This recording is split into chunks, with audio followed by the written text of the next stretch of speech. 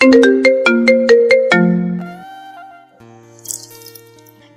ছাড়ো।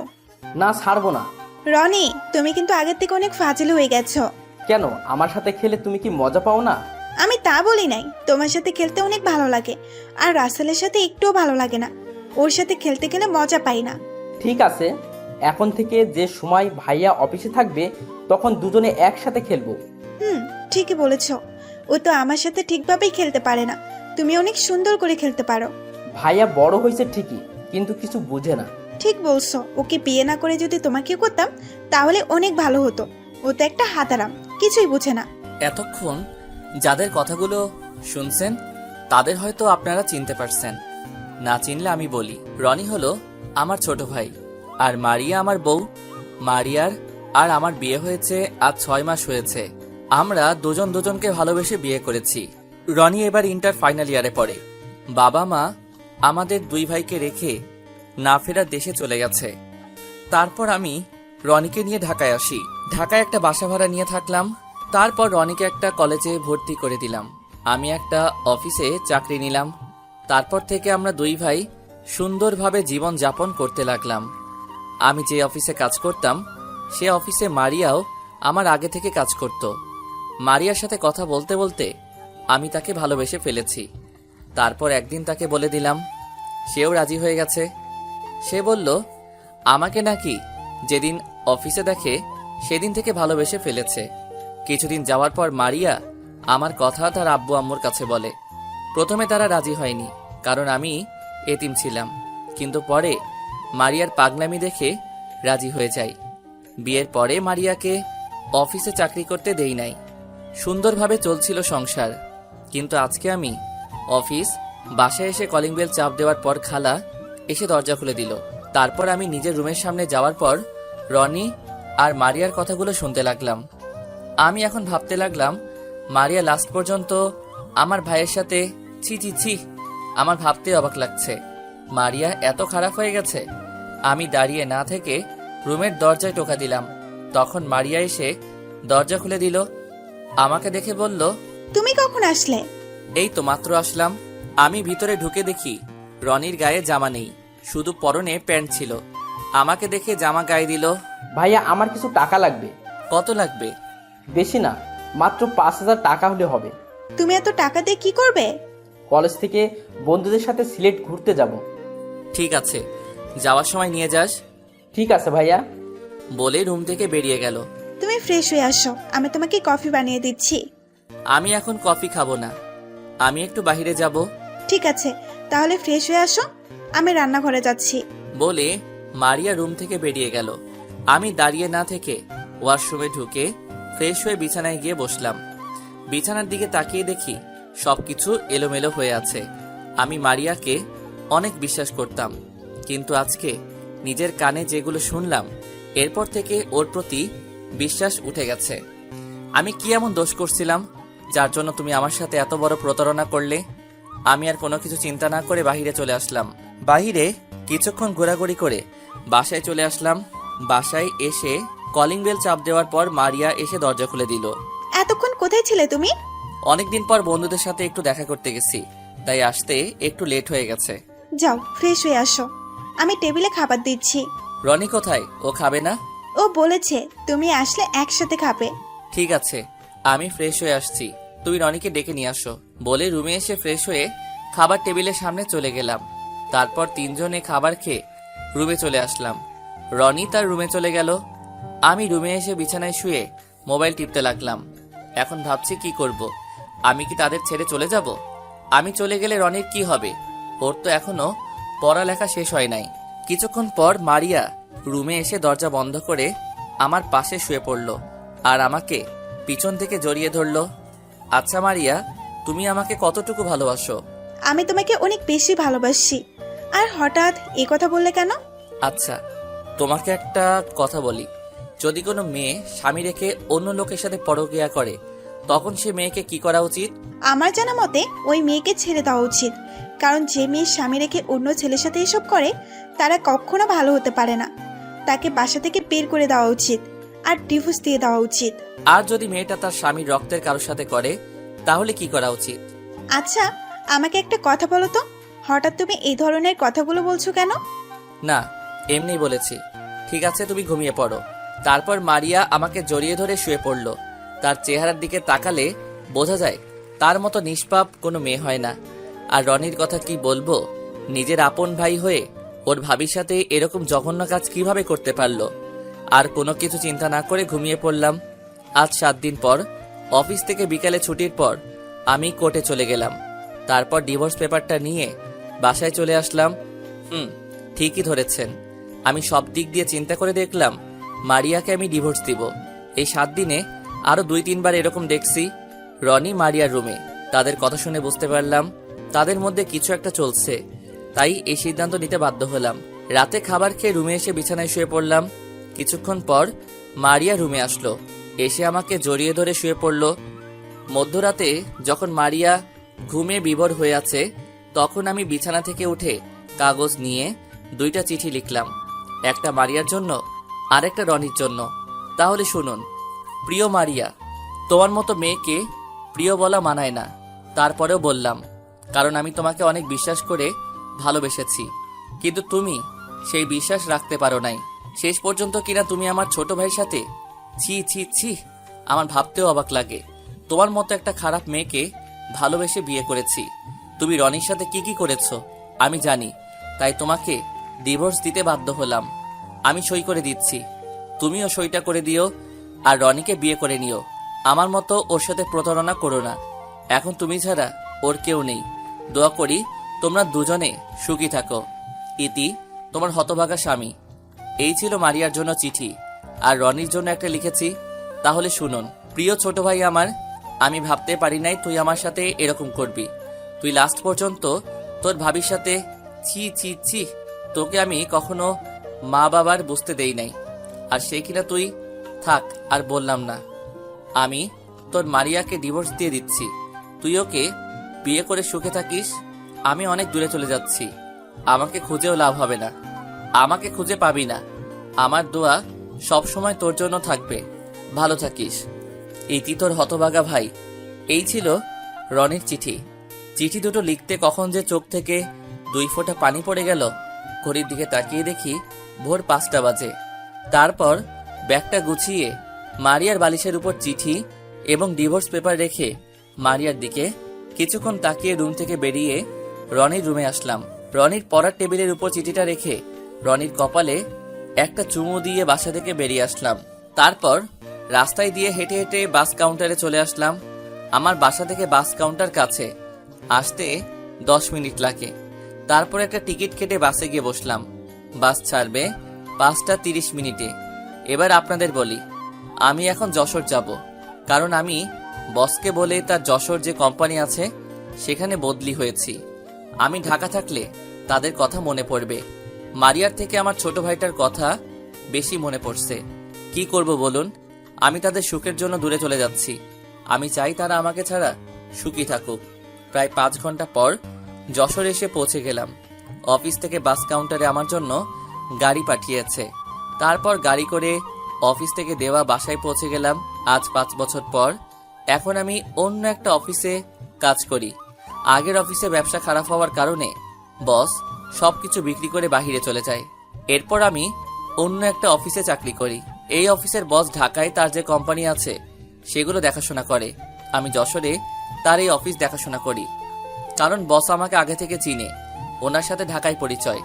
এখানে বসের যে কাজ সেগুলো আমি করি। বলতে গেলে এই অফিসটা আমি চালাই। এখন আর মারিয়া এবং ছোট ভাই রনির কথা তেমন মনে পড়ে না, কারণ সারাদিন কাজে বিজি থাকি। শুধু রাতে ঘুমাতে গেলে একটু মনে পড়ে। গতকাল অফিসে একটা নতুন ম্যানেজার আসবে, কারণ আমার অফিসের ম্যানেজার 7 দিন আগে মারা যায়। গতকাল বস আমাকে ফোন দিয়ে বলল অফিসের জন্য নতুন ম্যানেজার আসবে, আমি যেন তার সব কাজ বুঝিয়ে দেই। এই নতুন ম্যানেজার নাকি বসের বন্ধু দিয়েছে। তো যাই হোক, সকালে ঘুম থেকে উঠে ফ্রেশ হয়ে নাস্তা করে বাহিরে এসে গাড়ি নিয়ে অফিসে যেতে লাগলাম। আমার বাসায় একজন কাজের মেয়ে রাখছি, সে আমার সব কাজ করে দেয়। অফিসে আসার পর সবাই আমাকে দেখে দাঁড়িয়ে সালাম দিল। আমি সালাম নিয়ে তাদেরকে বসতে বললাম। নিজের কেবিনে এসে চেয়ারে বসে অফিসের কিছু ফাইল দেখতে লাগলাম। হঠাৎ একটা মেয়ে দরজায় দাঁড়িয়ে বলল, ভিতরে আসতে পারি? জি আসুন। মেয়েটা ভিতরে এসে টেবিলের সামনে দাঁড়িয়ে বলল, আমি ঢাকা থেকে এসেছি, আমাকে রফিক স্যার পাঠিয়েছে। ঠিক আছে, বসুন। আর আপনার সার্টিফিকেটগুলো দেন। এই যে নিন। যেই না আমি মাথা উঁচু করে মেয়ের দিকে কাগজগুলো নিতে যাব, তখন মেয়েটাকে দেখে আমি মোটেও প্রস্তুত ছিলাম না। ঠিকই ধরেছেন মারিয়া, কিন্তু ও এখানে কিভাবে আসলো? তার মানে বস মারিয়াকে এই অফিসে ম্যানেজারের দায়িত্ব পালন করতে পাঠিয়েছে। মারিয়া হয়তো বিশ্বাস করতে পারছে না আমি এই অফিসে কাজ করি। মারিয়া আমাকে দেখে বলল, রাসেল, তুমি এখানে? তোমাকে আমি কত জায়গায় খুঁজেছি কিন্তু কোথাও পাইনি। হ্যালো, এটা অফিস, আর আপনি আমার নাম ধরে ডাকছেন কেন? এখানে আমি আপনার বস, সো স্যার বলে ডাকবেন। মারিয়া হয়তো আমার কাছ থেকে এরকম কথা আশা করে নাই। মারিয়া মাথা নিচু করে কান্না করতে আসে। তোর মতো মেয়েকে আমি কখনো ক্ষমা করব না। শুধু ছোট ভাইয়ের জন্য কিছু না বলে চলে এসেছি, তা না হলে বাসা থেকে ঘাড় ধাক্কা দিয়ে বের করে দিতাম। এই 5টা বছরে মারিয়ার চেহারা অনেক পরিবর্তন হয়ে গেছে। কেমন যেন চেহারাটা আগের থেকে খারাপ হয়ে গেছে, আগের থেকে শুকিয়ে গেছে। হয়তো রনিকে বিয়ে করে সুখে নেই, আর এত বছরে হয়তো ছেলে সন্তান হয়ে গেছে। আমার সাথে চলুন, আপনার কাজগুলো বুঝিয়ে দিচ্ছি। মারিয়া কোনো কথা না বলে আমার পিছনে আসতে লাগলো। আমি আগে সবার সাথে পরিচয় করিয়ে দিলাম, তারপর মারিয়ার কেবিনে গিয়ে তাকে কাজ বুঝিয়ে দিয়ে নিজের কেবিনে চলে আসলাম। নিজের কেবিনে বসে ল্যাপটপে কাজ করতে লাগলাম। হঠাৎ রিয়া দরজার সামনে দাঁড়িয়ে বলল, আসতে পারি স্যার? আসো। স্যার, এই ফাইলটায় একটা সই লাগবে। ঠিক আছে, দাও। রিয়ার ফাইলটা সই করে দিলাম। রিয়া কেবিন থেকে চলে গেল। এখন আমি ভাবতে লাগলাম, রনি কোথায় আছে, কি করে? ওর চেহারা দেখি না। আজ 5 বছর হয়েছে। দুনিয়ায় আমি ছাড়া তার আপন কেউ নেই। মারিয়াকে কি জিজ্ঞেস করব? না না, ওকে বলা যাবে না। এত বছর যখন ভুলে থাকতে পারছি, এখনো পারবো। কি না করেছি তাদের জন্য, তার প্রতিদান এইভাবে দিল। রনির কথা মনে পড়তো না যদি মারিয়াকে না দেখতাম। হয়তো তারা এখন বিয়ে করে সুখে আছে। থাকুক তারা সুখে, আমি তো ডিভোর্স দিয়ে চলে এসেছি। এসব কথা ভাবতে ভাবতে দুপুরের খাবারের টাইম হয়ে গেছে। কেবিন থেকে বেরিয়ে আসতেই মারিয়ার কেবিনের দিকে তাকালাম। দেখি মাথা নিচু করে বসে আছে, হয়তো কান্না করছে। কান্না করলে আমার কি, তারপরেও কেমন যেন খারাপ লাগছে তাকে দেখে। তাই দাঁড়িয়ে না থেকে তার কেবিনের দরজায় দাঁড়িয়ে বললাম, ভিতরে আসতে পারি? আরে স্যার, আসুন, আমার কেবিনে আসতে অনুমতি লাগবে না। আমি ভিতরে ঢুকে দেখি মারিয়ার চোখ লাল হয়ে আছে, হয়তো অনেক কান্না করছে। আমি তার সামনে গিয়ে বললাম, আপনি খাবার খাবেন না? সবাই তো খাবার খেতে চলে গেছে। আমার খিদে নাই। আপনি তো খাবার না খেলে অসুস্থ হয়ে যাবেন। আমি জানি মারিয়া ঠিক টাইমে খাবার না খেলে অসুস্থ হয়ে যায়, তাই বললাম, আমার কিছুই হবে না, আপনি গিয়ে খেয়ে আসুন। আমি আর কোনো কথা না বলে কেবিন থেকে বেরিয়ে এসে ক্যান্টিনে এসে খাবার খেয়ে মারিয়ার জন্য 1 প্যাকেট বিরিয়ানি নিয়ে গেলাম। ভিতরে ঢুকে দেখি মারিয়া মাথা নিচু করে বসে আছে। নিন, খাবারটা খেয়ে নিন। আর এটা অফিস, ঘুমানোর জায়গা না। আমি গেলাম, আমার হাতে কাজ আছে। আমি বলছি খাবো না, আপনি খাবার নিয়ে যান। খাবার খাবেন না ফেলে দিবেন সেটা আপনার ব্যাপার। আমি গেলাম বলে মারিয়ার কেবিন থেকে বেরিয়ে এসে নিজের কেবিনে চলে আসলাম। চেয়ারে বসে কাজ করতে লাগলাম। হঠাৎ ফোনটা বেজে উঠল। তাকিয়ে দেখি বস ফোন দিছে। আসসালামু আলাইকুম স্যার, কেমন আছেন? ওয়ালাইকুম আসসালাম, ভালো আছি। তুমি কেমন আছো রাসেল? জি স্যার, আলহামদুলিল্লাহ ভালো আছি। তোমাকে যে কারণে ফোন দিয়েছি, মারিয়াকে এখন থেকে তোমার সাথে করে অফিসে নিয়ে যাবে এবং বাসায় নিয়ে আসবে। আর তুমি যে ফ্ল্যাটে থাকো তার পাশে যে ফ্ল্যাটটা খালি আছে সেখানে মারিয়াকে থাকার ব্যবস্থা করে দিবে। ঠিক আছে স্যার। শালা আর কাউকে পেলি না, যার জন্য 5 বছর দূরে চলে এসেছি, এখন তাকে সাথে করে অফিসে নিয়ে এবং বাসায় নিয়ে আসবো? ফোন কেটে কাজে মন দিলাম। বিকেলে অফিস ছুটি হওয়ার পর বাহিরে আসলাম। বাহিরে এসে দেখি মারিয়া দাঁড়িয়ে আছে। আমি গাড়ি বের করে তার সামনে গেলাম। গাড়িতে উঠুন। মারিয়া গাড়ির পিছনে উঠতে গেলে আমি তাকে বলি, আমাকে কি আপনার ড্রাইভার মনে হয়? কেন স্যার?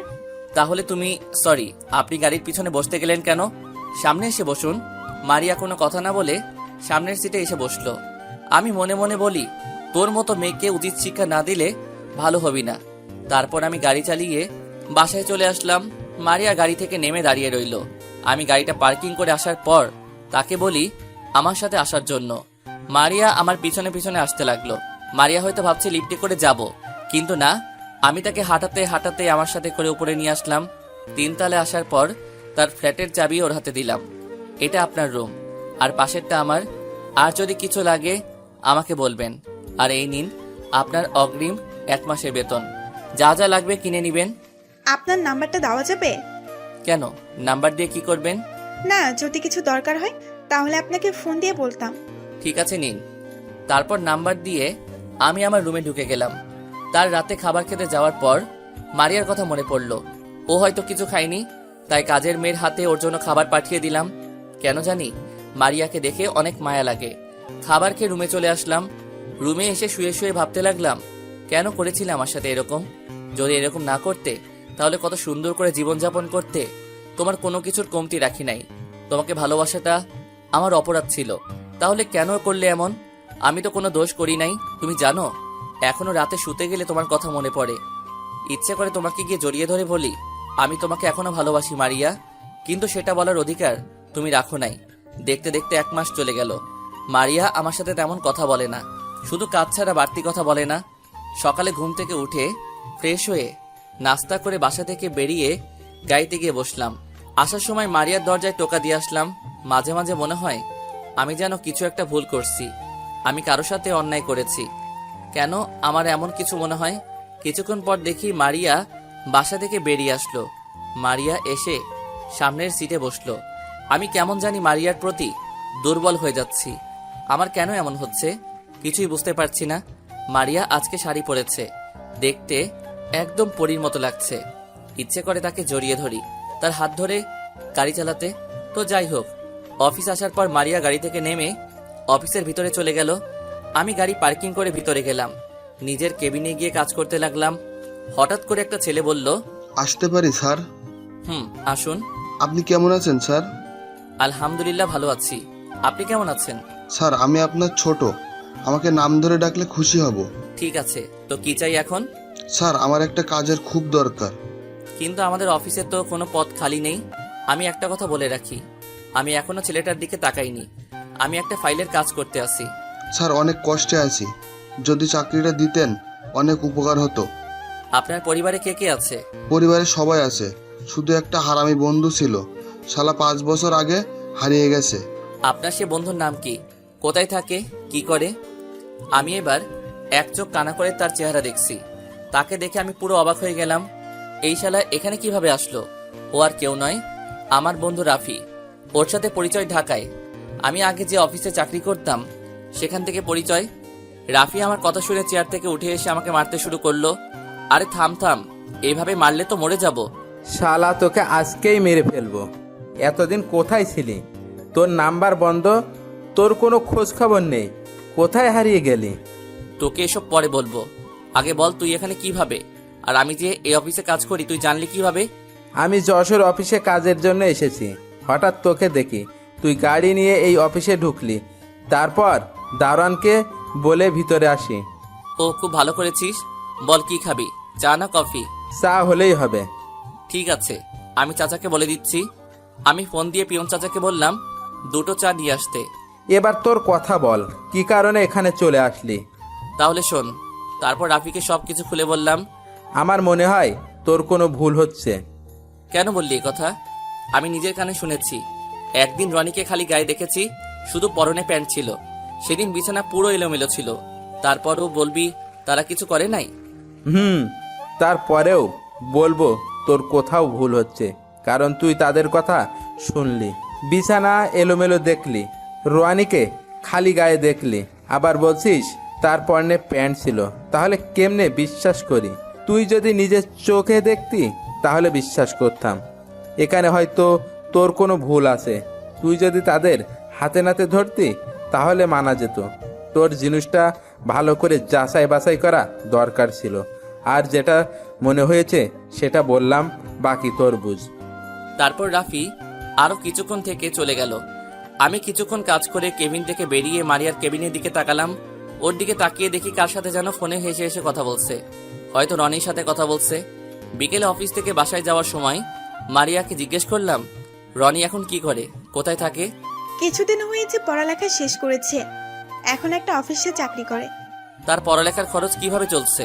আমি একটা অফিসে চাকরি নিচ্ছি, যা বেতন পেতাম তাতেই সংসার চালিয়েছি, আর রনের পড়ালেখা চলছে। ও, আমি আর কোনো কথা বললাম না। বেশি কথা বললে তার মায়ায় পড়ে যাব। এমনি তাকে দেখলে আমি কেন জানি ওর প্রতি দুর্বল হয়ে পড়ি।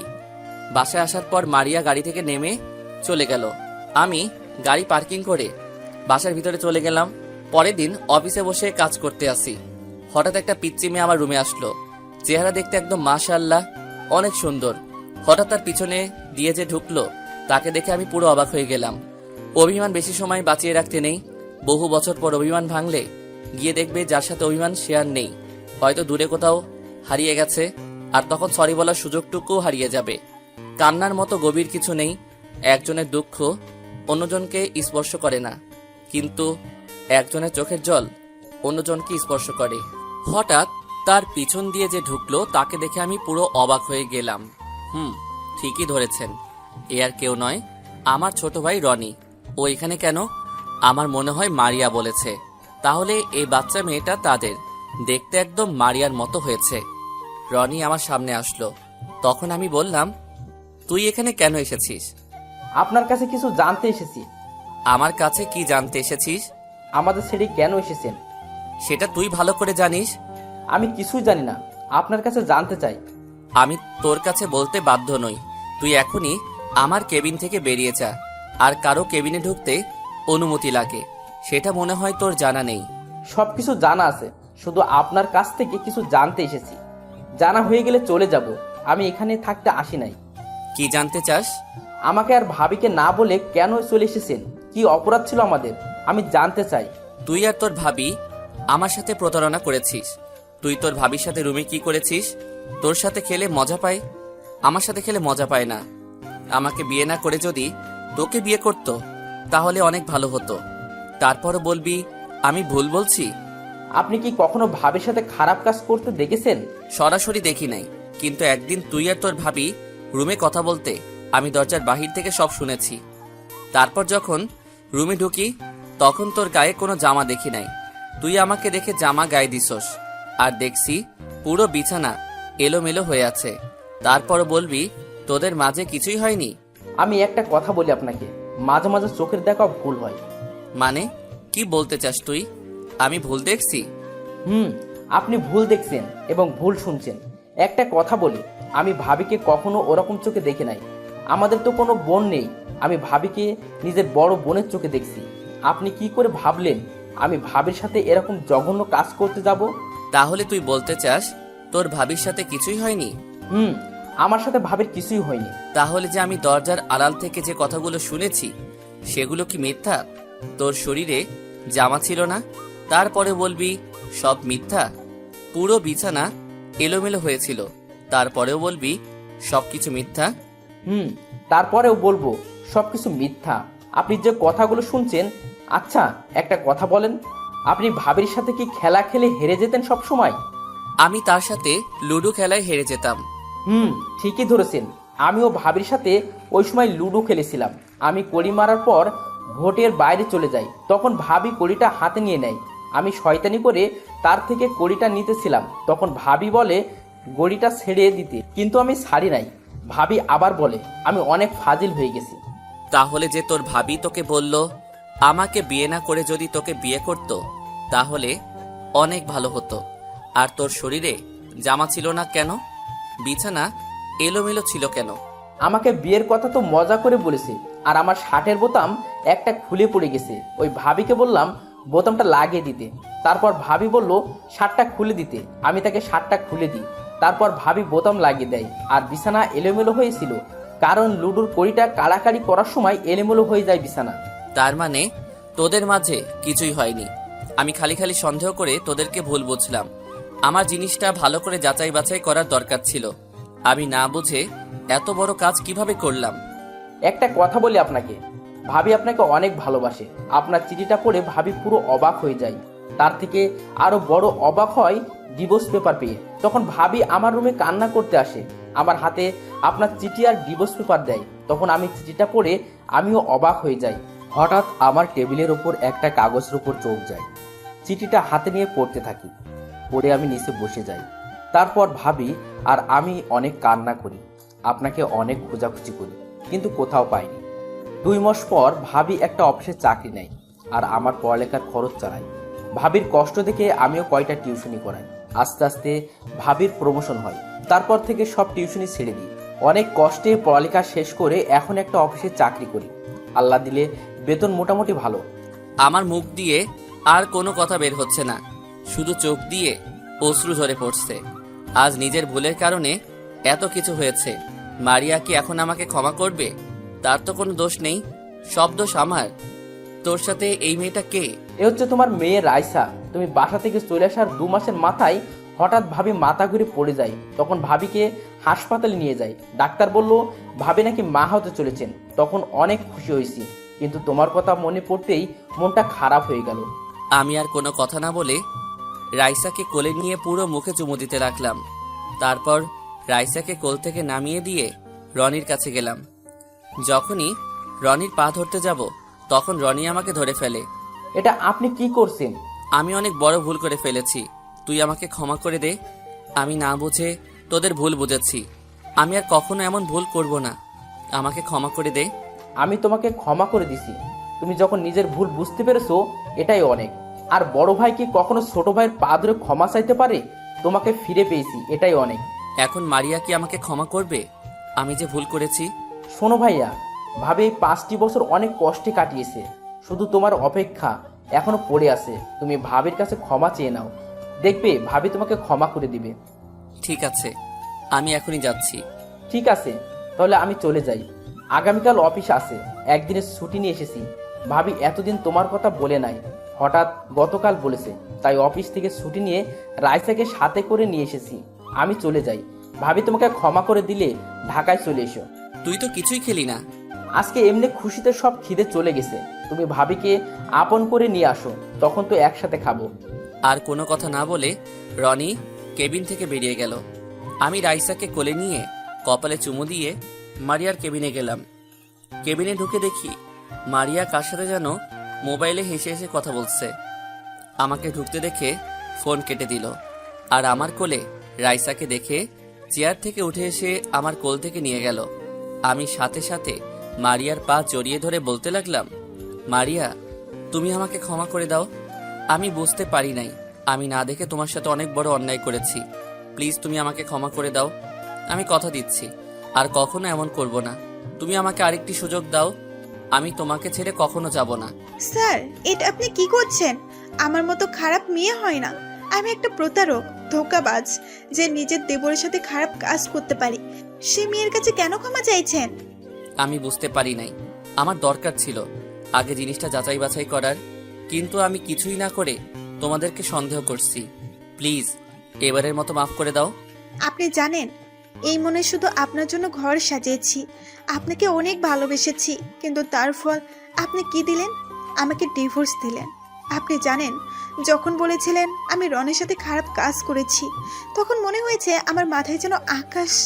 এক ফোঁটা চোখের পানি ঝরার চেয়ে এক ফোঁটা রক্ত ঝরা অনেক ভালো, কারণ এক ফোঁটা রক্ত বের হতে হালকা ব্যথা লাগে, আর এক ফোঁটা চোখের জল পুরো হৃদয় ছিঁড়ে বের হয়। আমরা কি আবার আগের মতো করে শুরু করতে পারি না? সে অধিকার আপনি রাখেন নাই। যদি আগের মতো করে শুরু করতে চাইতেন তাহলে আমাকে কখনো ডিভোর্স দিতে পারতেন না। আপনি আমার কেবিন থেকে বেরিয়ে গেলে খুশি হব। আমি আর কোনো কথা না বলে মারিয়ার কেবিন থেকে বেরিয়ে গেলাম। কান্না করতে করতে পুরো জামা ভিজে গেছে। নিজের কেবিনে এসে চেয়ারে বসে কান্না করতে লাগলাম। আমি তোমাকে আপন করে নিব মারিয়া, তুমি যত কষ্ট দাও, অপমান করো, আমি কিছু বলবো না। তুমি মনে করছো আমি কষ্ট পাইনি, আমিও পেয়েছি। আজ আমার ভুলের জন্য এত কিছু হয়েছে। ওয়াশরুমে ঢুকে ফ্রেশ হয়ে কাজে মন দিলাম, কিন্তু কোনোভাবে কাজ করতে পারছি না, তাই কেবিন থেকে বেরিয়ে গেলাম। বাহির হওয়ার সময় মারিয়ার কেবিনের দিকে তাকিয়ে দেখি আবারও কার সাথে যেন হেসে হেসে কথা বলছে মোবাইলে। অফিস থেকে বাহিরে আসার সময় দেখি রাইসা একা একা খেলতে আছে। তখন আমি তার কাছে গেলাম। রাইসা মামুনি, আব্বুর কাছে এসো। তুমি আমার আব্বু না। তোমাকে কে বলছে আমি তোমার আব্বু না? আম্মু বলেছে। তোমার আম্মু মিথ্যা কথা বলেছে। তাহলে তুমি আমাদের সাথে ছিলে না কেন? আমি দেখেছি আম্মু প্রতিদিন রাতেই তোমার ছবি বুকে নিয়ে কান্না করে। তুমি আমার আম্মুকে অনেক কষ্ট দিয়েছো। আমি তোমাকে আব্বু বলে ডাকবই না কখনো। আমার ভুল হয়ে গেছে মামনি, তোমার এই বাবাকে মাফ করে দাও। যদি আম্মু তোমাকে মাফ করে দেয় তাহলে আমিও তোমাকে মাফ করে দিব আর আব্বু বলেও ডাকবো। এই কথা বলে রাইসা মারিয়ার কেবিনে চলে গেল। এখন নিজেকে শেষ করে দিতে ইচ্ছে করছে। আজ আমার ভুলের জন্য আমার মেয়েও রাগ করে আছে। আল্লাহ, তুমি বলে দাও এখন আমি কি করব? নিজের মেয়ের মুখে বাবা ডাকটা শুনতে পেলাম না। আমি একজন পাপী। আজ আমার জন্য এত কিছু হয়েছে। আমি অফিস থেকে বাইরে এসে গাড়ি নিয়ে একটা পার্কে চলে গেলাম। একটা নিরিবিলি জায়গায় বসে চোখের পানি ফেলতে লাগলাম। মারিয়াকে অনেক কষ্ট দিয়েছি, তাই এখন আমার উপর অভিমান করে আছে। হঠাৎ একটা জায়গায় চোখ পড়ল। রিয়ার মতো মেয়েকে দেখে একটা ছেলেকে জড়িয়ে ধরে বসে আছে। আমি তাদের সামনে গেলাম। রিয়া আমাকে এখানে হয়তো আশা করে নাই। স্যার আপনি এখানে? এমনি আসলাম, অফিসে ভালো লাগছে না, তাই পার্কে আসলাম। তা তুমি আজকে অফিসে যাও নাই কেন? আসলে স্যার সকালে ঘুম থেকে উঠতে দেরি হয়ে গেছে, তাই আর অফিসে যাইনি। সরি স্যার, কালকে থেকে এরকম হবে না। তা ওকে তোমার সাথে? আসলে স্যার মানে বুঝতে পেরেছি। তা কতদিনের সম্পর্ক? আজ 2 বছরের। তোমার বাবা মা জানে? এখনো জানাই নাই। জীবন এখনো কোনো কাজ পায়নি, টাকার জন্য চাকরি করতে পারছে না। তুমি কতটুকু পর্যন্ত পড়েছো? স্যার অনার্স কমপ্লিট করেছি। ঠিক আছে, কালকে সার্টিফিকেটগুলো নিয়ে অফিসে দেখা করবে। ধন্যবাদ স্যার। এখানে ধন্যবাদ দেওয়ার কিছু নেই, তোমার সমস্যার কারণে চাকরিটা দিতেছি। স্যার আপনি অনেক বড় উপকার করলেন। ঠিক আছে, তাহলে এখন যাই। কালকে ওকে নিয়ে অফিসে চলে আসবে। ঠিক আছে স্যার। আমি আর কোনো কথা না বলে পার্ক থেকে বেরিয়ে এসে গাড়ি নিয়ে সোজা অফিসে চলে গেলাম। খাওয়া দাওয়া কিছু ভালো লাগছে না। ভিতরে ঢুকে নিজের কেবিনে যাওয়ার সময় মারিয়ার কেবিনের দিকে তাকিয়ে দেখি রাইসাকে খাবার খাওয়াচ্ছে। বিকেলে অফিস শেষ করে বাহিরে এসে গাড়ি নিয়ে অপেক্ষা করতে লাগলাম মারিয়ার জন্য। কিছুক্ষণ পর দেখি মারিয়া রাইসাকে কোলে করে নিয়ে বেরিয়ে আসলো। কোনো কথা না বলে সামনের সিটে এসে বসে পড়ল। মারিয়ার দিকে তাকিয়ে দেখি চোখ দুটো লাল হয়ে আছে, হয়তো কান্না করেছে। আমি কোনো কথা না বলে গাড়ি চালাতে লাগলাম। মারিয়া কোনো কথা বলছে না। রাইসা মারিয়ার কোলে ঘুমিয়ে পড়েছে। রাস্তার পাশে দেখি ফুচকার দোকান। মারিয়া আবার ফুচকা খেতে পছন্দ করে, তাই মারিয়াকে বললাম, মারিয়া চলো ফুচকা খেয়ে আসি। আমি খাবো না, আপনার খেতে মন চাইলে গিয়ে খেয়ে আসেন। আমার মনটা খারাপ হয়ে গেল। আমি আবার গাড়ি চালাতে লাগলাম। কিছুক্ষণ পর বাসায় এসে পৌঁছে গেলাম। ভিতরে ঢুকে আমি গাড়ি পার্কিং করলাম। রাইসাকে আমার কোলে দাও। ধন্যবাদ আপনাকে, আমি তাকে কুলে নিয়ে যেতে পারবো। মারিয়া, এমন কথা বলো না, আমার অনেক কষ্ট হয়। রাইসা যেমন তোমার মেয়ে তেমন আমারও মেয়ে। প্লিজ তুমি তাকে আমার থেকে দূরে সরিয়ে রেখো না। মারিয়া কি যেন ভেবে আমার কোলে রাইসাকে দিল। তারপর লিফটের উপরে উঠলাম। মারিয়া চাবি দিয়ে রুমের দরজা খুলে ভিতরে ঢুকলো। আমিও তার সাথে ঢুকলাম। ভিতরে ঢুকে দেখি রাইসার ছবি দিয়ে পুরো রুম সাজিয়ে রেখেছে। হঠাৎ একটা ছবি দেখে আমি পুরো অবাক হয়ে গেলাম। আপনারা কি ভাবছেন, আমার ছবি? আরে না, আমার বাবা মার ছবি, যেটা আমি সবসময় আমার রুমের টেবিলের উপর রাখতাম। কিন্তু বাসা থেকে বেরিয়ে আসতে মনে ছিল না আনতে। আমি মারিয়ার রুমে গিয়ে রাইসাকে বিছানায় শুয়ে দিলাম। তখন মারিয়া বলল, ধন্যবাদ আপনাকে। ধন্যবাদ কেন? রাইসাকে কোলে করে নিয়ে আসার জন্য। আমি আমার মেয়েকে কোলে করে আনছি, এখানে ধন্যবাদ দেওয়ার কি আছে? রাইসাকে নিজের মেয়ে বলতে লজ্জা করে না? যে মা 10 মাস 10 দিন গর্ভে ধারণ করে এতটা বছর লালন পালন করেছে, তখন আপনি কোথায় ছিলেন? একটা মেয়ে গর্ভ অবস্থায় তার স্বামীকে পাশে পায়নি, তখন আপনি কোথায় ছিলেন? মেয়েটা আমাকে জিজ্ঞেস করে, মা আমার বাবা কোথায়? তখন আপনি কোথায় ছিলেন? এখন বলতে এসেছেন আমার মেয়ে আমার মতো রাইসাও আপনাকে ঘৃণা করে। আমি তো বলছি আমার ভুল হয়ে গেছে, আমাকে তুমি ক্ষমা করে দাও। আমাকে তুমি যে শাস্তি দিবে দাও, তবুও আমার মেয়ের থেকে দূরে সরিয়ে রেখো না। আপনি আমার রুম থেকে বেরিয়ে গেলে আমি খুশি হব।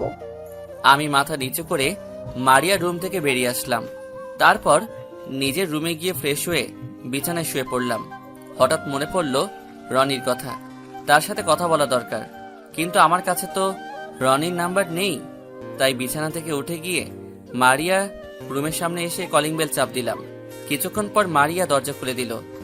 আপনাদের একটা কথা বলি, আমরা যে ফ্ল্যাটে থাকি ওখানে 2টা শাখা, একটা শাখায় আমি থাকি, আরেকটাই মারিয়া। আপনি এখানে কেন? কি চাই আপনার? তেমন কিছু না, রনির নাম্বারটা একটু দিবে? ভিতরে আসুন, আমি মোবাইল নিয়ে আসছি। মারিয়া তার রুমে চলে গেল।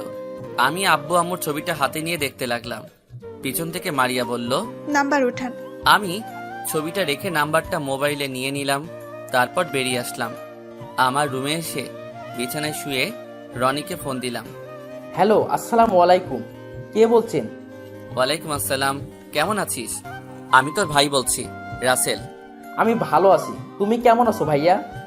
আমি ভালো নাই রে। কেন ভাইয়া? মারিয়া আমাকে ক্ষমা করছে না। আমি তার পা ধরে ক্ষমা চেয়েছি, কিন্তু সে ক্ষমা করে নাই। ভাইয়া, ভাবি অনেক কষ্ট পেয়েছে তো, তাই অভিমান করে আছে। তুমি লেগে থাকো, দেখবে একদিন সব অভিমান দূর হয়ে যাবে। তাই যেন হয় ভাই। তো তুই কি করিস? খাবার খেয়েছিস? আমি কিছুক্ষণ আগে বাসায় আসলাম, এখন ফ্রেশ হব, তারপর খাওয়া দাওয়া করব। তুমি কি করো? খাওয়া দাওয়া করছো? আমি ফ্রেশ হয়ে মারিয়া থেকে তোর নাম্বার নিয়ে এসে তোকে ফোন দিলাম। আরো কিছুক্ষণ পর খাবো। ও আচ্ছা রনি, মারিয়াকে কি কোনো ছেলের সাথে কথা বলতে দেখেছিস? হঠাৎ এ কথা বলছো কেন ভাইয়া? মারিয়াকে দেখি মাঝে মাঝে কার সাথে যেন হেসে হেসে কথা বলে, তাই বললাম আর কি। আমি তো তেমন কারোর সাথে কথা বলতে দেখি নাই। আর তোমাকে একটা কথা বলি, ভাবি কখনো সন্দেহ করো না। আমি জানি ভাবি অনেক ভালো একটা মেয়ে। তাহলে সে কার সাথে এমন কথা বলে? সেটা বলতে পারবো না, হয়তো তার মা বাবা, আর না হয় বান্ধবীর সাথে। আচ্ছা ঠিক আছে, ভালো থাকিস, নিজের শরীরে যত্ন নিস। আর তোর বাসার খাবার বানিয়ে দেয় কে? তুই একা একা কিভাবে খাবার খাস? আমার একটা কাজের মেয়ে বাসায় রেখেছি, সে সব কাজ করে দেয়। ও, তারপর ফোন কেটে দিয়ে বিছানা থেকে উঠে গিয়ে খাবার খেয়ে রুমে এসে ঘুমিয়ে গেলাম। পরের দিন সকালে ঘুম থেকে উঠে ফ্রেশ হয়ে নাস্তা করে রেডি হয়ে বাইরে চলে আসলাম। আমি গাড়ি বের করে মারিয়ার জন্য অপেক্ষা করতে লাগলাম।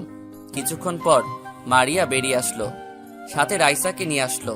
মারিয়া আজকে একটা নীল রঙের শাড়ি পরেছে, দেখতে অনেক সুন্দর লাগছে। মারিয়া গাড়িতে এসে বসলো।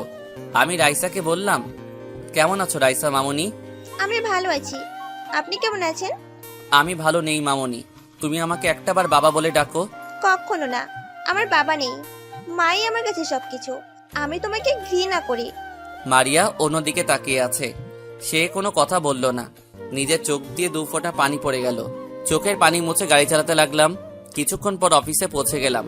মারিয়া আর রাইসা গাড়ি থেকে নেমে ভিতরে চলে গেল। আমি গাড়ি পার্কিং করে অফিসের ভিতরে চলে গেলাম। নিজের কেবিনে গিয়ে চেয়ারে বসে কাজ করতে লাগলাম। অনেক কাজ জমে গেছে। কিছুক্ষণ পর দেখি রিয়া দরজায় দাঁড়িয়ে বলল, আসতে পারি স্যার? আসো। আমি তাকিয়ে দেখি রিয়ার সাথে জীবন এসেছে। বসো, আর তোমার সার্টিফিকেটগুলো দাও। এই নিন। আমি জীবনের সার্টিফিকেটগুলো দেখলাম। সার্টিফিকেটগুলো দেখে বুঝলাম জীবন অনেক মেধাবী ছাত্র ছিল। তোমার সার্টিফিকেট দেখে বুঝলাম তুমি অনেক মেধাবী ছাত্র ছিলে। তুমি যদি চাও আজকে থেকে অফিসে জয়েন করতে পারো। রিয়ার পাশেই তোমার কেবিন। অনেক বড় উপকার করলেন আপনি স্যার, আপনার এই ঋণ কখনো শোধ করতে পারবো না। ঋণ শোধ করতে হবে না, ঠিকমতো কাজ করবে, নিজের অফিস মনে করবে। আর তোমার বেতন এখন বর্তমানে 25,000 টাকা। কাজ দেখে পরে বাড়িয়ে দেওয়া হবে। ঠিক আছে স্যার, আর আমি আজকে থেকে জয়েন করতে চাই। ঠিক আছে রিয়া, তুমি জীবনকে তোমার পাশের কেবিনে নিয়ে যাও আর তার কাজ বুঝিয়ে দাও। ঠিক আছে স্যার, তুমি আসো আমার সাথে। জীবন আর রিয়া কেবিন থেকে বেরিয়ে গেল। আমি আবার কাজ করতে লাগলাম। এইভাবে দেখতে দেখতে 1 মাস চলে গেল। আমি অনেকভাবে মারিয়ার কাছে ক্ষমা চেয়েছি, কিন্তু মারিয়া আমাকে ক্ষমা করে নাই। আগে তো মোটামুটি কথা বলতো আমার সাথে, কিন্তু এখন কাজ ছাড়া তেমন কথা বলে না। আর মাঝে মাঝে একটা ছেলেকে দেখি তার কেবিনে আসতে যেতে। আমি কিছু বললে আমার কথার কোনো উত্তর দেয় না। আমি তার সাথে কথা না বলতে পারলে অনেক কষ্ট হয়। কেন জানি মারিয়াকে আমি হারিয়ে ফেলবো মনে হয়। না, এটা হতে দিব না। আমি মারিয়াকে হারাতে পারবো না। আমি ওকে ছাড়া বাঁচতে পারবো না। আমার জীবনে মারিয়াকে আবার চাই। রাইসা আমার সাথে টুকটাক কথা বলে, কিন্তু এখনো আব্বু বলে ডাকে নাই। পরের দিন সকালে ঘুম থেকে উঠে ফ্রেশ হয়ে নাস্তা করে রেডি হয়ে নিচে এসে গাড়ি বের করে বসে আছি। কিছুক্ষণ পর মারিয়া রাইসাকে নিয়ে বেরিয়ে আসলো। এই মেয়েটাকে আমাকে পাগল করে দিবে। আজকেও মারিয়াকে অনেক সুন্দর লাগছে, কিন্তু অবাক করার বিষয় হলো মারিয়া আজকে গাড়িতে উঠছে না, বাহিরে দাঁড়িয়ে আছে। তখন আমি বললাম, কি ব্যাপার, তুমি দাঁড়িয়ে আছো কেন? গাড়িতে ওঠো। আপনি চলে যান, আকাশ আমাকে অফিসে দিয়ে আসবে। এই আকাশ ছেলেটাকে? আমি ওকে ভালোবাসি। আরও 1 মাস পর আমাদের বিয়ে। আপনাকে দাওয়াত দিব, কিন্তু এখনো বিয়ের কার্ড বানানো হয়নি। কার্ড বানানো হলে পেয়ে যাবেন। আমি বিশ্বাস করি না তুমি কাউকে ভালোবাসতে পারো না। আমি তোমাকে কারো হতে দিব না। তুই শুধু আমার। কোন অধিকারে জোর করেছেন আপনি? ভালোবাসার অধিকারে। প্লিজ মারিয়া, তুমি এমনটা করো না। আমি বাঁচবো না তোমায় ছাড়া। আমি আপনার কোনো কথা শুনতে চাই না। আকাশ ছেলেটা অনেক ভালো। তার বাবা বাইরে গেছে অফিসের কাজের জন্য, আসতে কিছুদিন লেট হবে। উনি আসলে বিয়ে হবে। প্লিজ মারিয়া, আমার একটা ভুলের জন্য তুমি আমাকে ছেড়ে চলে যাবে? আপনি এখন আসতে পারেন, আকাশ কিছুদিনের মধ্যে চলে আসবে। বলতে না বলতেই হাজির হয়ে গেছে আকাশ। আকাশ গাড়ি নিয়ে এসেছে। দেখে মনে হচ্ছে অনেক বড় লোক, আর চেহারা অনেক সুন্দর। মারিয়া রাইসাকে নিয়ে সামনের সিটে গিয়ে বসলো। তারপর তারা গাড়ি চালিয়ে চলে গেল। আমি আর কোনো কিছু না ভেবে তাদের পিছনে যেতে লাগলাম। কিছুটা দূরে যাওয়ার পর দেখি আকাশ গাড়ি থামিয়ে একটা দোকান থেকে 2টা আইসক্রিম আর কিছু চকলেট নিয়ে গাড়িতে উঠে চলে গেল। আজ পর্যন্ত আমি কিছু খাওয়াতে পারি নাই আমার মেয়েকে। নিজের একটা ভুলের কারণে আজ এত কিছু হয়েছে। না, আমি পারবো না। অনেকবার ক্ষমা চেয়েছি, আর না, তার পা পর্যন্ত ধরেছি অনেকবার, তারপরও ক্ষমা করে নাই। যদি আমাকে সত্যিকারের ভালোবাসতো তাহলে ক্ষমা করে দিত। এখন থেকে আমিও তাকে দেখিয়ে দেখিয়ে মেয়েদের সাথে কথা বলবো। আরে ভাই, অভিনয় করব। দেখবো মারিয়া কোনো কিছু করে নাকি। আমি আর কোনো কথা চিন্তা না করে চোখের পানি মুছে গাড়ি নিয়ে অফিসে চলে গেলাম। গাড়ি পার্কিং করে ভিতরে গিয়ে নিজের কেবিনে চলে গেলাম। আসার সময় দেখলাম মারিয়া আকাশের সাথে হেসে হেসে কথা বলছে কেবিনে। আপনারা হয়তো বলবেন কিভাবে দেখছি। আসলে মারিয়ার কেবিনে গ্লাস ফিটিং করা।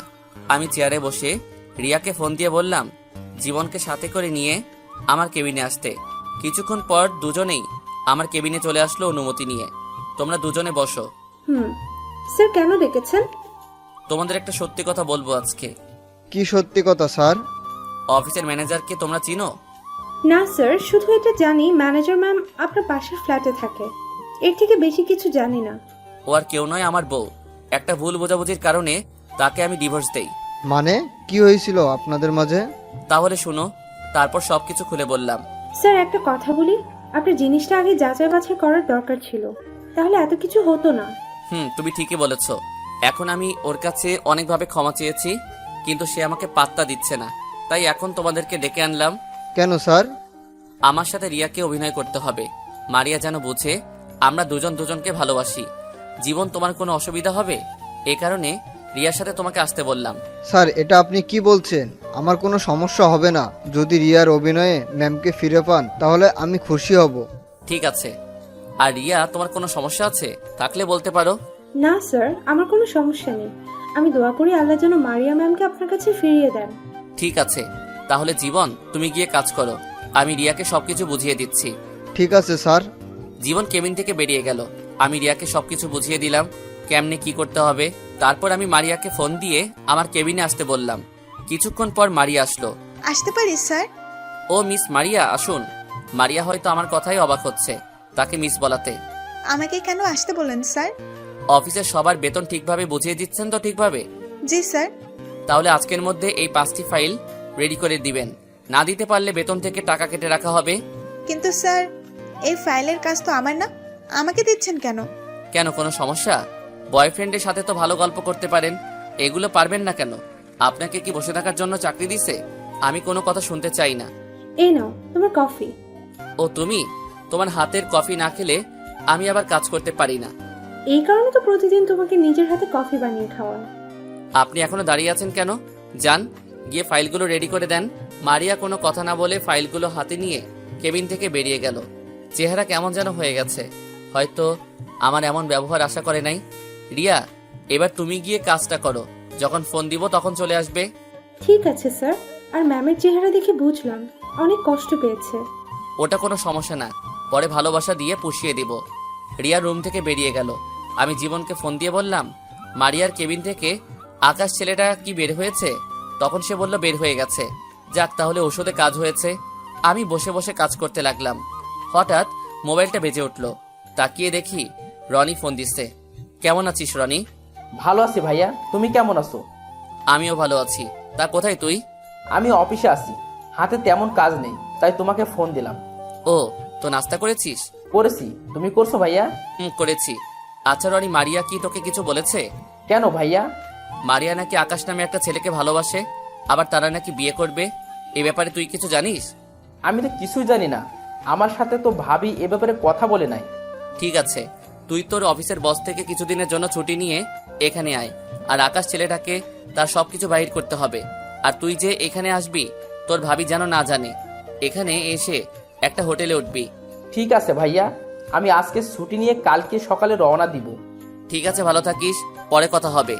ফোনটা কেটে আবার কাজে মন দিলাম।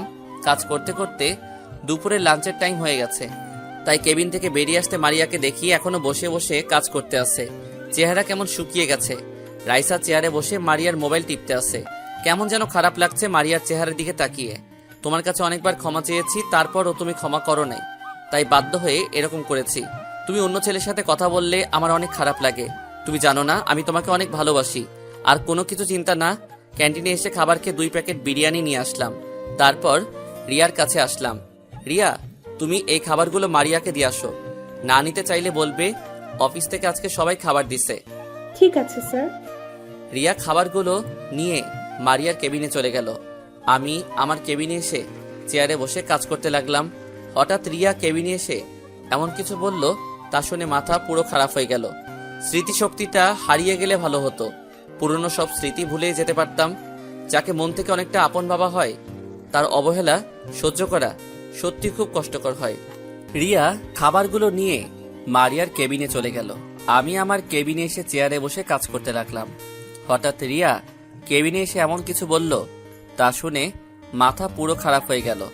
স্যার, আপনি আমার হাতে কেন খাবার দিচ্ছেন? আপনি নিজে দিয়ে আসেন না কেন? কি হয়েছে? আর তোমার গাল লাল হয়ে আছে কেন? আমি ম্যামকে খাবারগুলো দিতে ম্যাম বলল খাবে না, কিন্তু আমি একটু জোর করাতে আমার গালে একটা থাপ্পড় মেরে দিল। সরি রিয়া, আমার জন্য মারিয়া তোমাকে থাপ্পড় মারছে। আমি যদি তোমাকে খাবারগুলো নিয়ে না পাঠাতাম তাহলে এমন কিছু হতো না। প্লিজ তুমি রাগ করো না, আমি ব্যাপারটা দেখছি। প্লিজ স্যার, আপনি ম্যামকে কিছু করবেন না। হয়তো সকালের কাহিনী নিয়ে আমার উপর রেগেছিল, তাই হয়তো এমন করেছে। তুমি বলছো তাই কিছু বললাম না, তা না হলে আজকে ওকে দেখিয়ে দিতাম। ঠিক আছে স্যার, আমি তাহলে যাই, হাতে কিছু কাজ বাকি রয়ে গেছে। ঠিক আছে যাও।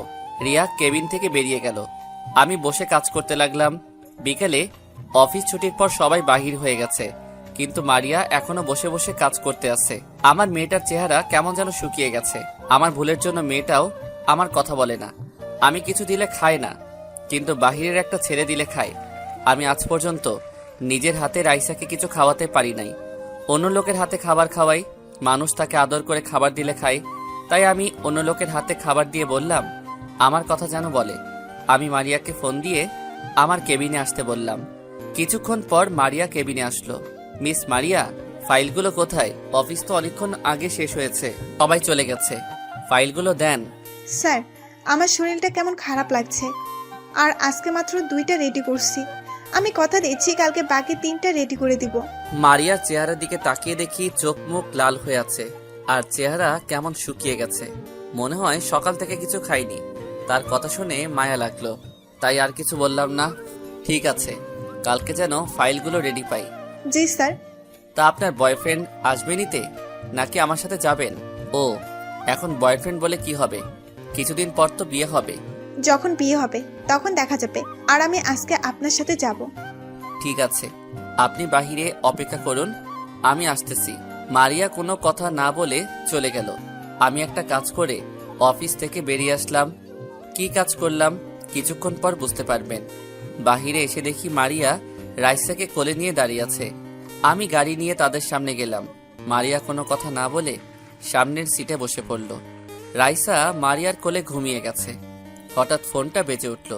হাতে নিয়ে দেখি রিয়া ফোন দিছে। হয়তো বুঝতে পারছেন কি কাজ করে এসেছি। আমি রিয়াকে ফোন দিয়ে বললাম 5 মিনিট পর যেন আমাকে ফোন দেয়। বলো রিয়া। বাসায় গেছো নাকি এখন অফিসে আছো? না রিয়া, মাত্র বাসায় যেতেছি। তুমি কি করো? অফিস থেকে এসে ফ্রেশ হয়ে বারান্দায় বসে কফি খাচ্ছি আর তোমার সাথে কথা বলছি। আমার আর তোমার কথা তোমার আব্বু আম্মুর কাছে বলেছো? বলেছি, তারা বলেছে তোমাকে আসার জন্য। ঠিক আছে, আমি কালকে যাব অফিস শেষ করে। এতক্ষণ মারিয়া চুপ করে আমার আর রিয়ার কথা শুনছে। হয়তো বুঝতে পারছে আমি রিয়াকে ভালোবাসি, তাই বাহিরের দিকে তাকিয়ে চোখের পানি ফেলাচ্ছে। আরো কিছু কথা বলে ফোনটা রেখে দিলাম। বাসায় আসার পর মারিয়া রাইসাকে কোলে নিয়ে যাওয়ার সময় আমি বললাম রাইসাকে আমার কোলে দাও। আমি নিতে পারবো, কারোর সাহায্য দরকার নেই। বলে চলে গেল।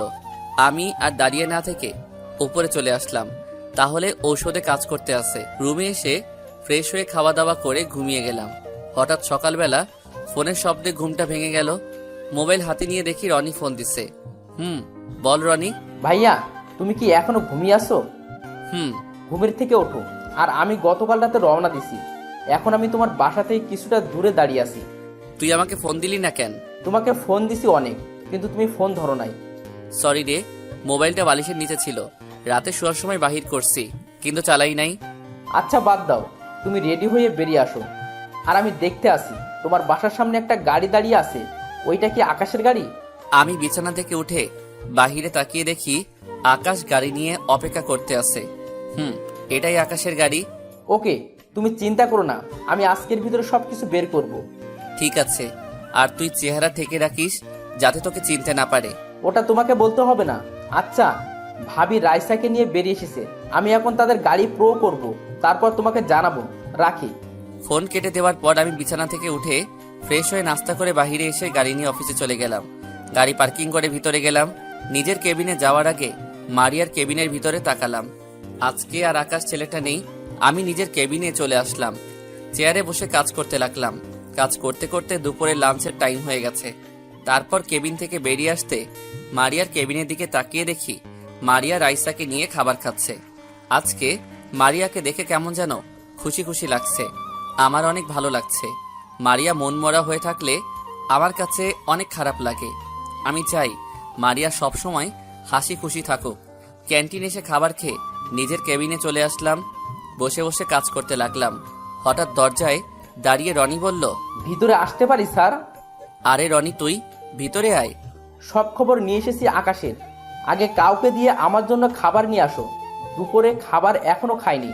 আকাশের পিছনে দৌড়াতে দৌড়াতে খাবার খাওয়া হয়নি। কি বলছিস তুই? আগে বলবি না? তুই গিয়ে ফ্রেশ হয়ে আয়, আমি পিয়ন চাচাকে দিয়ে খাবার নিয়ে আসছি। রনি ওয়াশরুমে ঢুকে ফ্রেশ হয়ে আসলো, আর আমি পিয়ন চাচাকে ফোন দিয়ে বললাম ক্যান্টিন থেকে 1 প্যাকেট বিরিয়ানি নিয়ে আসতে। কিছুক্ষণ পর চাচা খাবার নিয়ে আসলো। রনি খাওয়া শুরু করলো। খাওয়া দাওয়া শেষ করে রনি বলল, মারিয়াকে কিছু বলেছে? ও কি বলবে? রাসেল ভাইকে কষ্ট দিতে গিয়ে নিজেই কষ্ট পাচ্ছে। কারণ রাসেল ভাই একটা মেয়ের সাথে হেসে হেসে কথা বলে, আর দেখে মারিয়া আরো কষ্ট পায়। রাসেল ভাইয়া তো মাত্র 1 মাস কষ্ট সহ্য করতে পারে নাই, আর মারিয়া যে 5টা বছর অনেক কষ্টে কাটিয়েছে শুধু ওনাকে ফিরে পাওয়ার জন্য। মারিয়ার চোখে পানি দেখলে নিজের থেকে অনেক খারাপ লাগে। মেয়েটা অনেক কষ্ট পেয়েছে। দোয়া করি মারিয়া যেন তাড়াতাড়ি রাসেলকে আপন করে নিতে পারে। রাসেল তো মনে করেছে মারিয়া তোমাকে ভালোবাসে, কিন্তু সে এটা জানে না মারিয়া তাকে কষ্ট দেওয়ার জন্য তোমার সাথে অভিনয় করছে। তুমি ঠিক বলছো বিধি। রাসেল হয়তো জানে না আমি মারিয়ার বান্ধবীর বয়ফ্রেন্ড, মানে তোমার বয়ফ্রেন্ড। ঠিকই বলেছো। এই ছিল তাদের মধ্যে কথা। তার মানে মারিয়া আমাকে কষ্ট দেওয়ার জন্য আকাশের সাথে অভিনয় করে যাচ্ছে। অফিসে বসে কথা বলছে, ফোনে তার সাথে হেসে হেসে কথা বলছে। আমি তো মারিয়ার কাছে অনেকবার ক্ষমা চেয়েছি, তার পা পর্যন্ত ধরেছি। ভাবি তোমাকে বোঝাতে চাইছে কষ্ট জিনিসটা কেমন। ভাবি তো 5টি বছর কষ্ট পেয়ে এসেছে। ওর সব কষ্ট এখন থেকে আমি মাথা পেতে নিব। ঠিক আছে, আমি ভাবির কাছে গেলাম। রাইসাকে দেখি না, অনেক দিন হয়েছে। ঠিক আছে, যা। রনি কেবিন থেকে বেরিয়ে গেল। আমি কাজে মন দিলাম। আর ওইদিকে রনি মারিয়ার কেবিনের দরজায় দাঁড়িয়ে বলল, আসতে পারি ম্যাম? আরে রনি, তুমি ভেতরে আসো। রনি ভিতরে ঢুকে রাইসাকে কোলে নিয়ে বলল, আমার চাচ্চুটা কেমন আছে? তুমি অনেক পচা চাচ্চু, আমাকে তুমি দেখতে আসো না, তোমার সাথে কথা বলবো না। চাচ্চু অফিসে অনেক কাজ, তাই আসতে পারি না। প্লিজ তুমি রাগ করো না। এই দেখো তোমার জন্য কতগুলো চকলেট এনেছি। সত্যি চাচ্চু? চাচ্চু। তা হঠাৎ করে আসলে যে? আমাকে তো বলনি তুমি আসবে। সারপ্রাইজ দিব বলে বলি নাই, আর রাইসাকে দেখতে ইচ্ছা করছিল, তাই আসলাম। তা তোমার অফিসের কাজ কেমন চলছে? অনেক ভালো। আচ্ছা ভাবি, একটা কথা শুনেছি, কথাটা কি সত্য নাকি? কি কথা শুনেছ? ভাইয়ার কাছে শুনলাম তুমি নাকি আকাশ নামে একটা ছেলেকে ভালোবাসো, আরো 1 মাস পর নাকি বিয়ে করবে তাকে। মারিয়া রনির কথা শুনে হাসতে লাগলো। তখন রনি আবার বলল, ভাবি তুমি হাসছো যে? তোমার কথা শুনে না হেসে পারলাম না। মানে বুঝলাম না। তাহলে শোনো, আমি রাসেলকে কষ্ট দেওয়ার জন্য এই কথা বলেছি। আকাশ হলো আমার বান্ধবী তিথির বয়ফ্রেন্ড। আমি তাদের সাথে কথা বলে এরকম প্ল্যান করি। তুমি ভাবলে কি করে রাসেলকে ছাড়া আমি অন্য কাউকে ভালোবাসবো? রাসেল আমার এখনো পুরো হৃদয় জুড়ে আছে। আমি তাকে কখনোই ভুলতে পারবো না। ভাইয়া তো সত্যি মনে করছে, তাই আমাকে ঢাকা থেকে ফোন করে নিয়ে আসলো আর আকাশকে তার সব খবর বাইর করতে। সকাল থেকে দুপুর পর্যন্ত আকাশের পিছনে যেতে সব কিছু জানতে পারলাম, তাই তোমার কাছে আবার শুনতে চাইলাম। তারপর মারিয়া যেটা বলল আমি তো অবাক হয়ে গেলাম। তাহলে রিয়া ছোট্ট একটা ভুলের কারণে যে অজুহাত দেখিয়ে চলে যায়, সে কখনো পাশে থাকার যোগ্য নয়। মিথ্যা আশ্বাস দিয়ে কাউকে সাময়িক আনন্দ দেওয়ার চেয়ে সত্য বলে কষ্ট দেওয়া অনেক ভালো। তারপর মারিয়া যেটা বলল আমি তো অবাক হয়ে গেলাম। তার মানে রিয়া সবকিছু বলে দিছে। আর আমি এটাও জানি রিয়া রাসেলের সাথে অভিনয় করছে আমাকে দেখানোর জন্য। রিয়া সকালে অফিসে আসার পর আমাকে সবকিছু খুলে বলেছে। তাহলে তুমি ভাইয়াকে মেনে নিচ্ছ না কেন? ভাইয়া তো তোমার কাছে ক্ষমা চেয়েছে, সে নিজের ভুল বুঝতে পেরেছে। তাকে এত তাড়াতাড়ি ক্ষমা করে দিই কিভাবে? আমি অনেক কষ্ট পেয়েছি, তাই তাকে ক্ষমা করি নাই। কিন্তু তাকে কষ্ট দিয়ে নিজেও কষ্ট পাই, তাই কিছুদিনের মধ্যে আপন করে নিব। কিছুদিন কেন? সেটা সময় হলে জানতে পারবে। আমি বুঝি না তোমার ভিতরে কি চলছে। শুধু একটুই বলবো, ভাইয়াকে আপন করে নাও। আমি জানি তুমি ভাইয়াকে ডিভোর্স দাওনি, তোমার কথা রাখতে এখন আমি ভাইয়াকে কিছু বলি নাই। তুমি কি করে ভাবলে আমি রাসেলকে ডিভোর্স দিব? আমি ওকে আমার জীবনের চেয়েও অনেক ভালোবাসি। ঠিক আছে, তাহলে আমি চলে যাই, দরকার হলে ফোন দিও। আম্মু একটা কথা বলি, রাগ করবে না তো? না আম্মু, বলো কি কথা বলবে? আমি আব্বুর কাছে যাই। আমার মুখে আব্বু ডাক শোনার জন্য আব্বু অনেক কষ্ট করছে, কিন্তু আমি বলি নাই। প্লিজ আম্মু, আব্বুর জন্য আমার অনেক খারাপ লাগে। মারিয়া মেয়ের কথা শুনে কান্না করে দিল। মাত্র বছরের মেয়ের এমন কথা শুনে মারিয়া আর মানা করতে পারে নাই। ঠিক আছে মা, তুমি তোমার আপুর কাছে যাও। রাইসা আর 1 মিনিট দেরি করলো না, সাথে সাথে দৌড়ে আমার রুমে চলে আসলো। রনি মারিয়ার থেকে বিদায় নিয়ে চলে গেছে। হঠাৎ আমি রাইসাকে আমার কেবিনে দেখে অবাক হয়ে গেলাম। রাইসা কখনো আমার কেবিনে নিজে থেকে আসে নাই। রাইসা এসে আমাকে জড়িয়ে ধরলো। আব্বু, আমাকে তুমি ক্ষমা করে দাও। আমি জানি তুমি অনেক কষ্ট পেয়েছো। আমি আর তোমার থেকে দূরে থাকবো না, আমি সব সময় তোমার সাথেই থাকবো। আমি রাইসাকে জড়িয়ে ধরে পুরো মুখে চুমু দিতে লাগলাম। নিজের চোখ দিয়ে 2 ফোঁটা পানি পড়ে গেল। এটা কষ্টের পানি না, খুশির পানি। আমার মেয়ে আমাকে আব্বু বলে ডেকেছে। এভাবে আরো কিছুদিন চলে গেল। এখন মারিয়া আমার সাথে অফিসে আসে এবং বাসায় যায়, কিন্তু কারণ ছাড়া কোনো কথা বলে না। রাইসা এখন আমার কাছে থাকে অফিসে, এটাতে মারিয়া কিছু বলে না। মাঝে মাঝে দেখি মারিয়া আমার আর রাইসার দুষ্টুমি দেখে মুচকি মুচকি হাসে। এখন দেখি মারিয়া সব সময় হাসি খুশি থাকে অফিসে। একদিন অফিসে বসে কাজ করতে আসছি, হঠাৎ মারিয়া আমার কেবিনের সামনে এসে বলল, ভিতরে আসতে পারি স্যার? তোমার আসতে অনুমতি লাগবে না, ভিতরে আসো। তা কি করে হয়? আপনি বর্তমানে অফিসের বস, নিয়ম তো মেনে চলতে হবে। সবার জন্য নিয়ম থাকলেও তোমার জন্য নেই। তুমি যেন সময় আসতে পারো। যাক ও কথা, যে জন্য এসেছি। এই নিন কার্ড। কালকে আমার বাসায় আপনার দাওয়াত। কিসের দাওয়াত? আমার বিয়ের দাওয়াত। মারিয়ার মুখে বিয়ের কথা শুনে মনটা খারাপ হয়ে গেল। তখন মারিয়া বলল, আপনি কালকে চলে আসবেন, রাতে কাজে ডেকে বিয়ে হবে। মারিয়া, আমাকে কি আবার আপন করে নেওয়া যায় না? আমি তো নিজের ভুল বুঝতে পেরেছি, তোমার পা পর্যন্ত ধরেছি। আমি গেলাম, আমার হাতে কাজ আছে। আর একটা কথা, কালকে যদি অফিসটা বন্ধ দিতেন তাহলে অনেক ভালো হতো, সবাইকে দাওয়াত দিতে পারতাম। ঠিক আছে, তুমি সবাইকে বলে দিও। মারিয়া আর কোনো কথা না বলে কেবিন থেকে বেরিয়ে গেল। কথাটা বলতে অনেক কষ্ট হয়েছে। মারিয়া যদি কালকে বিয়ে করে তাহলে আমিও এই দুনিয়া ছেড়ে চলে যাব। রাইসা এতক্ষণ আমার কোলে ছিল। আপু, তুমি কান্না করছো কেন? তুমি কান্না করো না, তুমি কান্না করলে আমার অনেক খারাপ লাগে। তোমার আম্মু আমাকে ছেড়ে অন্য কাউকে বিয়ে করবে, আমি কান্না না করে পারি আম্মু? তুমি কান্না করো না, দেখবে সবকিছু ঠিক হয়ে যাবে। কি ঠিক হবে আম্মু? তোমার আম্মু তো বলেছে কালকে বিয়ে করবে।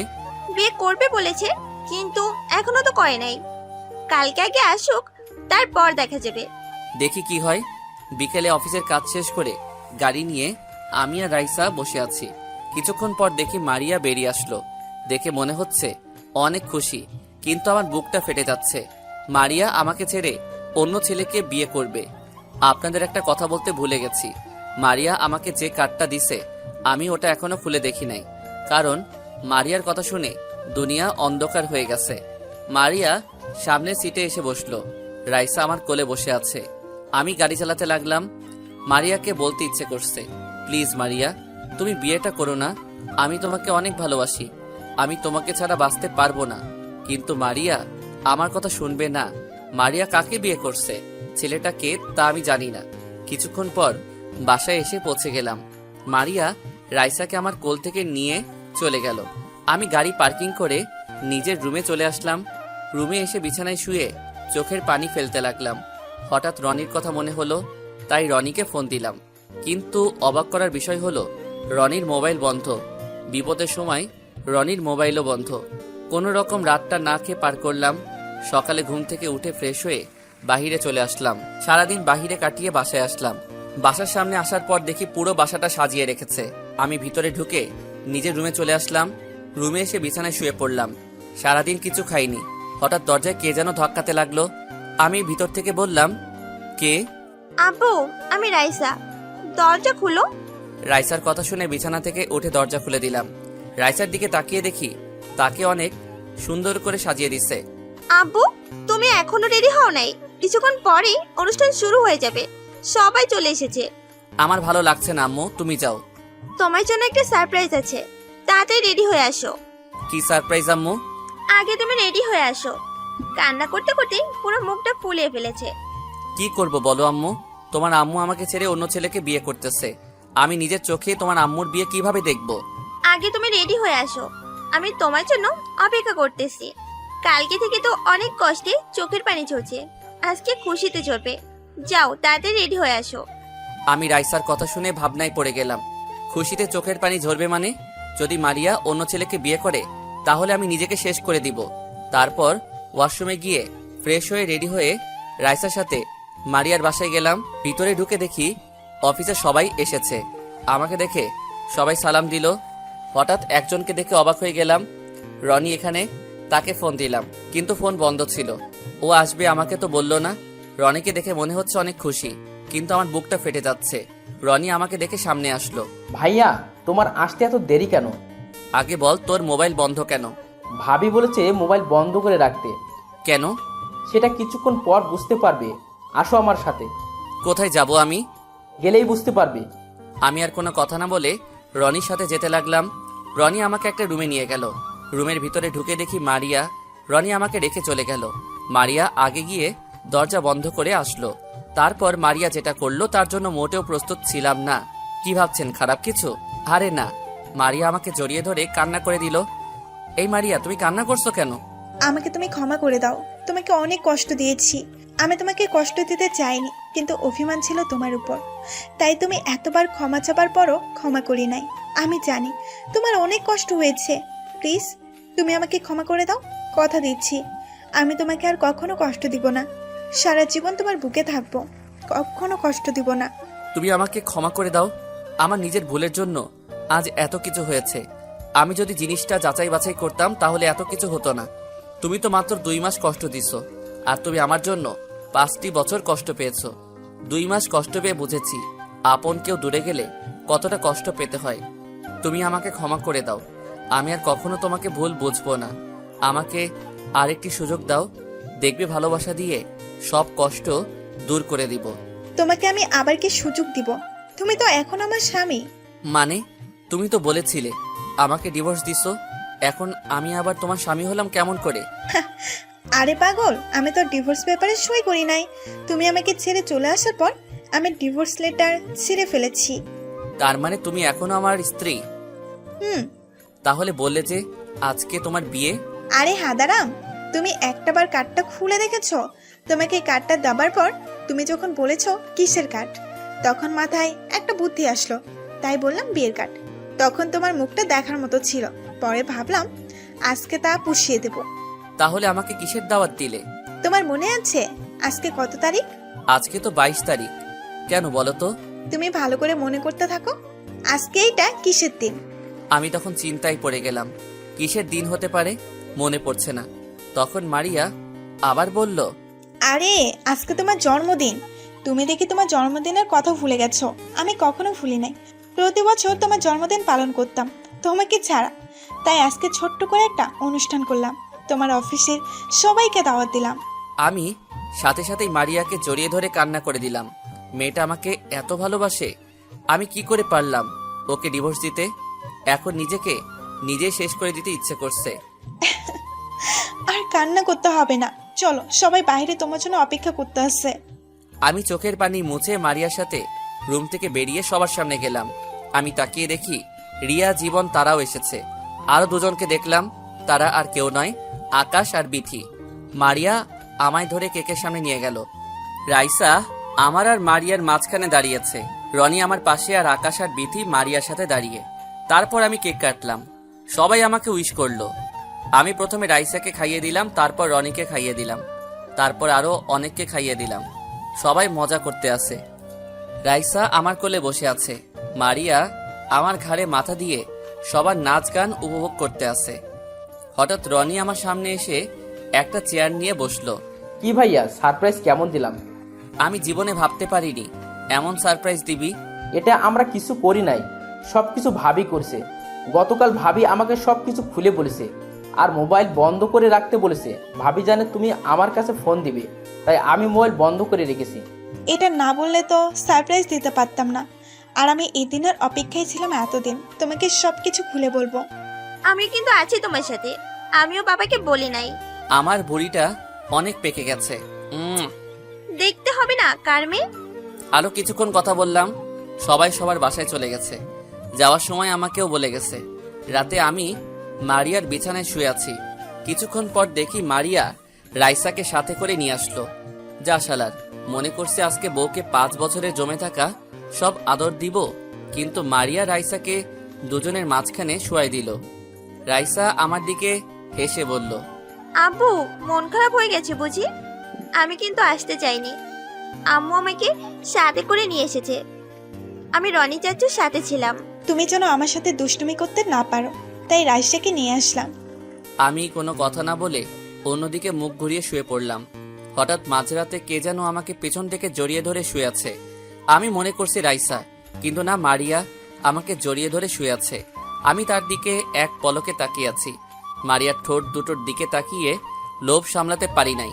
যেই না মারিয়ার ঠোঁটের দিকে ঠোঁট নিয়ে গেলাম, হঠাৎ মারিয়া বলে উঠল, জড়িয়ে ধরতে পারো, কিস করতে পারো, তবে বেশি ভেতরে এখন যেতে পারবে না। আমি তোমাকে আবার বিয়ে করে নতুন করে শুরু করতে চাই। তুমি এখনো ঘুমাও নাই? আমি জানি আমার জানটা রাগ করেছে, তাই তাকে জড়িয়ে ধরে শুয়ে নিলাম, কিন্তু ঘুমাইনি। আমি আর দেরি না করে মারিয়ার ঠোঁটের সাথে ঠোঁট লাগিয়ে দিলাম। দুজনে দুজনকে পাগলের মতো কিস করতে লাগলাম। মারিয়াও আমার সাথে তাল মিলিয়ে চলছে। প্রায় 5 মিনিট পর ছেড়ে দিলাম।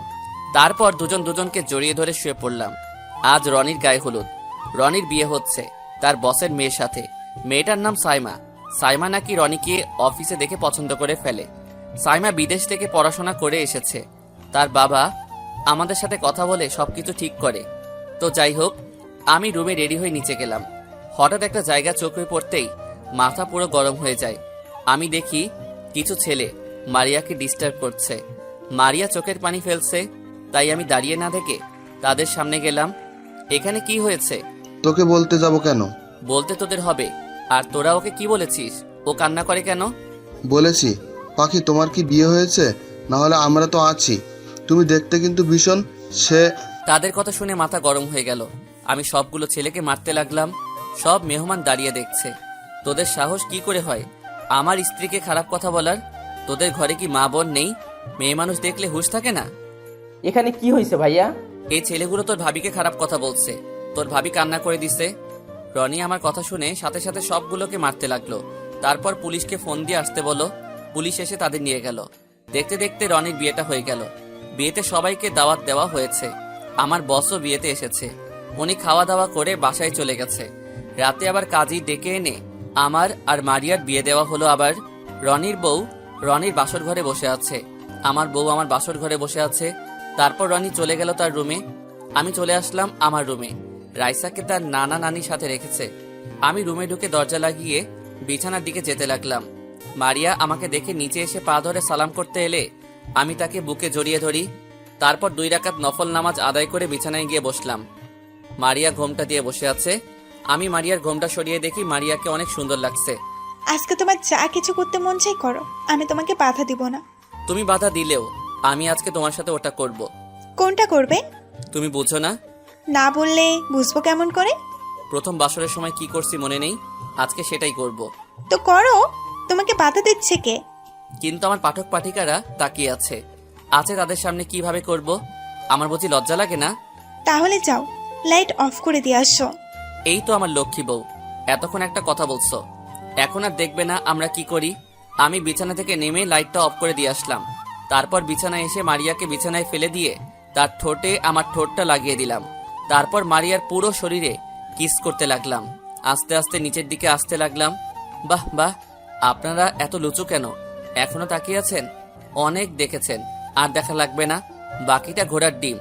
এখন আমি শুধু অফিসে কাজ করি, মারিয়া আর সাইমা বাসায় থাকে। রনি তার শ্বশুরের অফিস দেখাশোনা করে। রাইসাকে একটা ইন্টার গার্ডেনে ভর্তি করিয়ে দিছি। আল্লাহ দিলে আমাদের সংসার ভালোভাবে চলছে। সবাই আমাদের জন্য দোয়া করবেন। ও আপনাদের তো বলতে ভুলে গেছি, আমাদের বিয়ের পর আরো 2টা বিয়ের দাওয়াত খেয়েছি। আকাশ আর বিথির, রিয়া আর জীবন, তারাও বিয়ে করেছে। তো সবাই ভালো থাকবেন, আল্লাহ হাফেজ। তো কেমন হয়েছে জানাবেন। হয়তো শেষ পর্ব ভালোভাবে সাজিয়ে লিখতে পারি নাই, তারপরেও বলবেন কেমন হয়েছে। সবাই লাইক এবং কমেন্ট দিয়ে জানাবেন কেমন হয়েছে। প্লিজ ভাই, এত কষ্ট করে আপনাদের জন্য গল্প লিখি, আপনাদের মনের অনুভূতি জানাবেন। 30 সেকেন্ড সময় লাগে কমেন্ট করতে।